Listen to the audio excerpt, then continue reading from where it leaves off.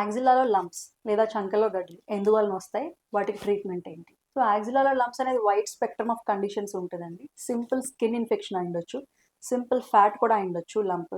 అలా కాకుండా ఎక్కడైనా బాడీలో క్యాన్సర్ ఉండి అక్కడి నుంచి యాక్సిల్లాకి అంటే చంకలో గడ్డలు రావచ్చు. సో వీటిలో ఏది అనేది మనకి మీరు మీ సర్జన్ దగ్గరికి వెళ్తే వాళ్ళే ఎగ్జామిన్ చేసి మీకు దేనివల్ల వచ్చిందని టెస్ట్ చేసి చెప్తారు. సో మోస్ట్ కామన్గా అయితే చంకలో గడ్డలు మోస్ట్లీ ఫ్యాటే ఉంటుందండి. అట్లా కాకుండా కొంతమందికి ఏంటంటే బ్రెస్ట్లో లంప్ ఉండొచ్చు, ఆ లంప్ వాళ్ళకి బయటికి తెలియకపోవచ్చు. అది క్యాన్సర్ అయితే దాని నుంచి గడ్డలు ఫస్ట్ ప్రెజెంటేషన్ మనకి క్యాన్సర్ యొక్క ప్రెజెంటేషన్ చంకలో గడ్డల కింద ప్రెజెంట్ అవ్వచ్చు. సెకండ్ థింగ్ ఏంటంటే పొట్టలో కానీ లేకపోతే థైరాయిడ్లో కానీ లేకపోతే లంగ్లో కానీ క్యాన్సర్ ఉన్నా కూడా అక్కడి నుంచి పిల్ల క్యాన్సర్లు వచ్చి చంకలో గడ్డల కింద మనకు పాల్పెట్టవచ్చు. సో ఏది వచ్చింది అనేది మనం డిఫరెంట్ టెస్ట్లు అవి చేస్తాము. ఫస్ట్ గడ్డ ఎగ్జామిన్ చేసి దాని నుంచి చిన్న సూది పరీక్ష చేస్తాము.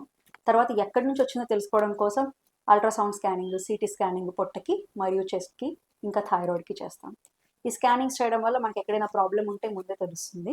సో వీటిలో కూడా తెలియకపోతే నెక్స్ట్ మనం ఏం చేస్తామంటే ఆ యాక్సిల్లాలో వచ్చిన లంప్ని సర్జరీ చేసి తీసి టెస్ట్కి పంపిస్తాం. ఎందువల్ల వచ్చిందో మనం అది తెలిసిపోతుంది.